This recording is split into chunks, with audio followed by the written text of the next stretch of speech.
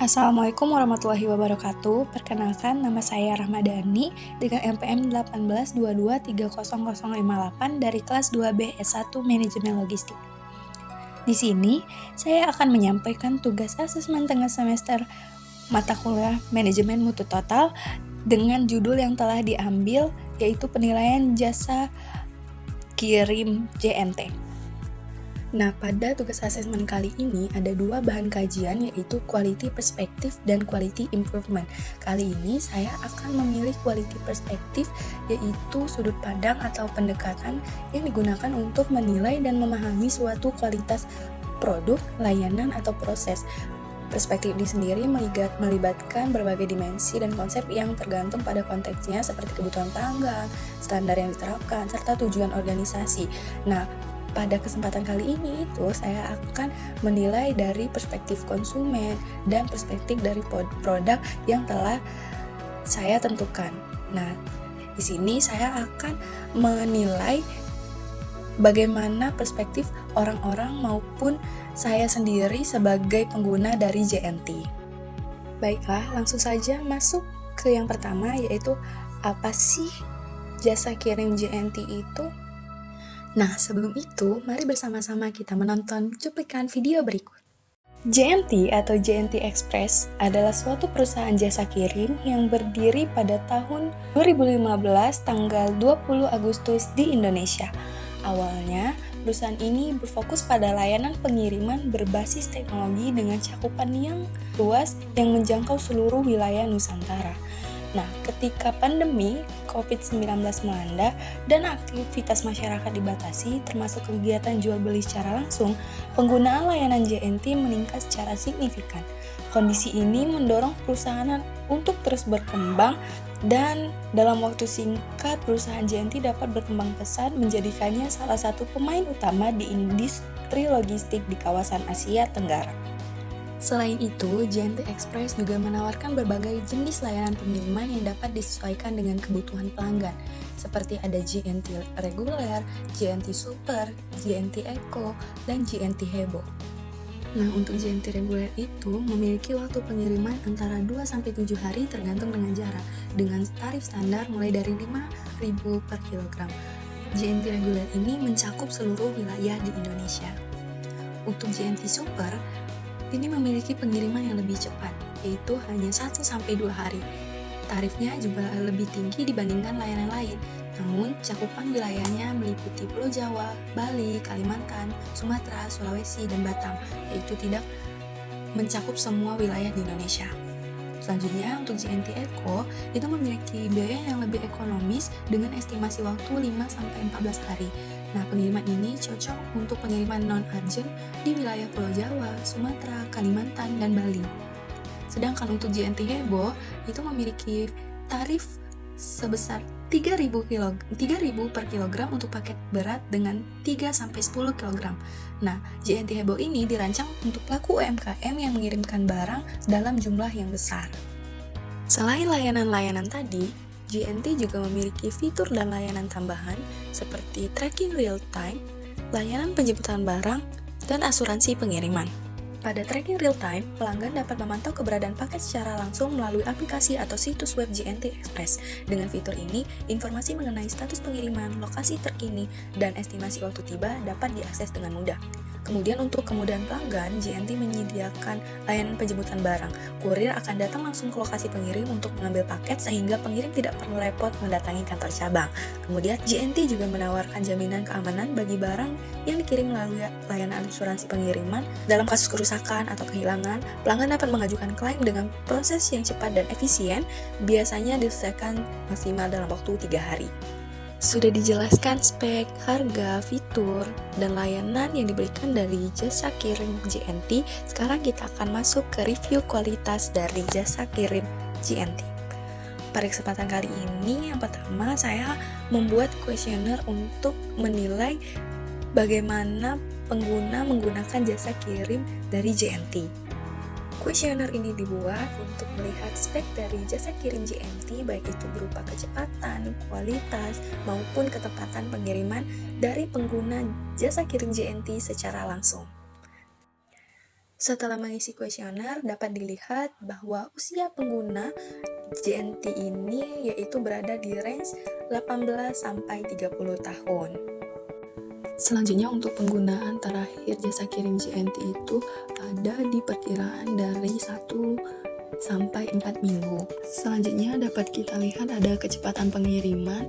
Itu ada pilihan apakah kecepatan pengiriman itu tepat waktu atau tidak, dan hanya ada satu responder yang menjawab tidak tepat. Selanjutnya ada keamanan, yaitu keamanan barang selama pengiriman itu 14 responden itu menjawab bahwa pengiriman JNT itu aman.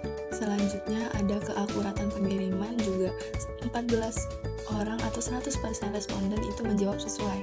Selanjutnya, apakah sesuai dengan kualitas jasa yang ditawarkan seperti respon, kesopanan, dan profesionalisme staf itu 100% menjawab sesuai. Selanjutnya, kepuasan keseluruhan itu 50% responden atau 7 orang menjawab puas, 42% atau 6 orang itu menjawab sangat puas, dan 1 orang atau 7,1% itu menjawab cukup puas. Untuk masukan perbaikan layanan, masukan yang dominan itu ada peningkatan pengiriman dari kurir. Dapat dilihat bahwa ada 4 respon itu mengatakan bahwa ketepatan waktu pengiriman harus lebih ditingkatkan, lebih responsif dalam lebih memperhatikan ketepatan waktu pengiriman, jarak jam barang dibawa kurir untuk dikirim ke konsumen, kemudian lebih ditingkatkan kecepatannya. Itu dia review dari pengisian kuesioner yang telah dibuat. Selanjutnya ada penilaian dari rating Google.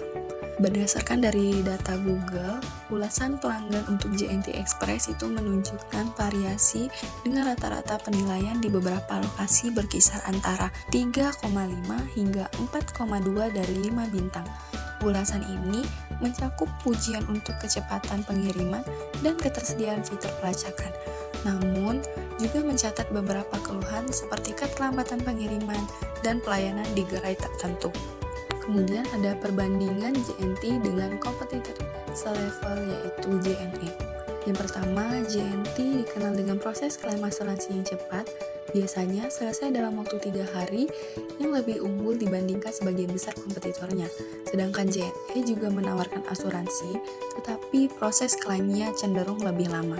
Kemudian itu ada JNT memiliki jangkauan luas dengan drop point di berbagai wilayah Indonesia dan terus beroperasi selama hari libur nasional. Sedangkan JNI sendiri memiliki lebih banyak kantor cabang dibandingkan JNT yang memudahkan pelanggan dalam mengakses layanan secara langsung.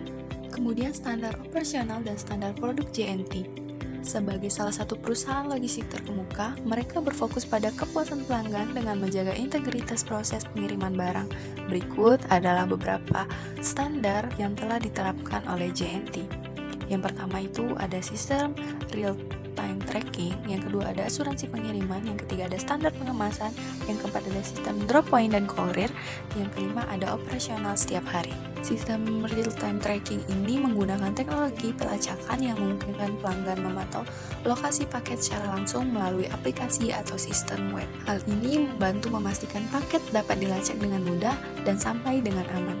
Kemudian asuransi pengiriman, JNT menawarkan opsi asuransi untuk melindungi barang dari kerusakan atau kehilangan selama proses pengiriman. Proses klaim asuransi juga disebutkan relatif cepat dengan waktu penyelesaian maksimal 3 hari. Lalu ada standar pengemasan. JNT memberikan panduan untuk pengemasan paket, termasuk opsi tambahan seperti packing kayu untuk barang-barang yang rentan terhadap kerusakan. Yang keempat ada sistem drop point dan kurir.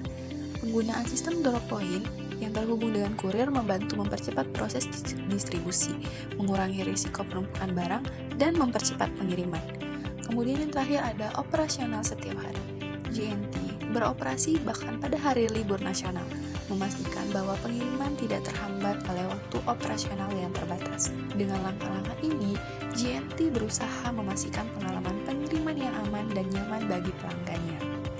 Nah, JNT ini punya anak perusahaan nggak sih?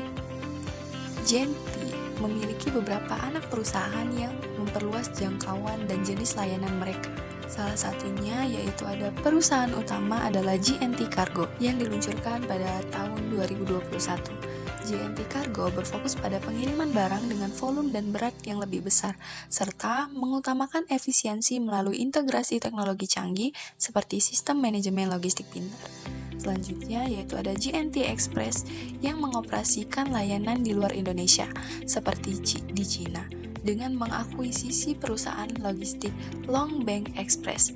Ekspansi ini memungkinkan JNT untuk melayani pasar global di 13 negara, termasuk beberapa di Timur Tengah dan Amerika Latin. JNT Express memang tidak memiliki anak perusahaan yang secara langsung dilaporkan mengalami kegagalan besar hingga merugikan konsumen. Namun, sebagian konsumen mengeluhkan proses klaim yang lama dan tanggapan yang tidak dianggap memuaskan.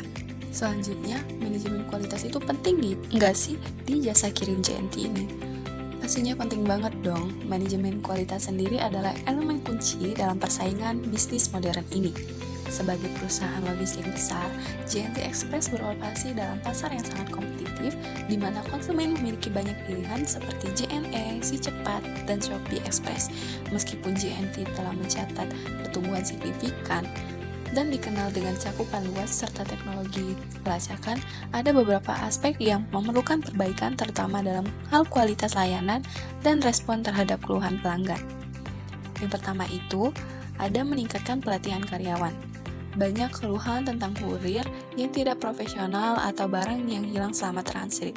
Memberikan pelatihan berkala kepada karyawan, terutama tingkat operasional, dapat membantu meningkatkan standar layanan dan memastikan konsistensi kualitas di seluruh cabang.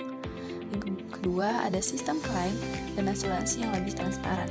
Proses klaim asuransi untuk barang yang rusak atau hilang sering dikeluhkan lambat dan tidak transparan. JNT dapat mengembangkan sistem klaim yang lebih cepat dan mudah diakses, misalnya melalui aplikasi mereka dengan standar waktu penyelesaian yang jelas. Kemudian, yang ketiga ada perbaikan standar pengemasan. Untuk mengurangi kerusakan barang, JNT dapat memberikan panduan pengemasan yang lebih ketat dan menawarkan opsi pengemasan tambahan, seperti bubble wrap atau packing kayu. Yang keempat ada memperkuat sistem feedback dan resolusi keluhan. Meningkatkan keterlibatan pelanggan melalui survei kepuasan dan sistem pengaduan yang responsif dapat membantu perusahaan mengidentifikasi kelemahan dalam layanan mereka dan melakukan perbaikan secara proaktif. Dan yang terakhir, yang kelima, itu ada optimasi logistik dan tracking. Meskipun sudah memiliki fitur pelacakan, peningkatan akurasi dan prediksi waktu pengiriman yang lebih baik dapat meningkatkan kepuasan konsumen, terutama bagi pelanggan bisnis yang tergantung pada ketepatan waktu. Nah, dengan saran tersebut, JNT dapat meningkatkan kualitas layanan secara menyeluruh dan memperkuat posisi mereka dalam persaingan dan membangun loyalitas konsumen.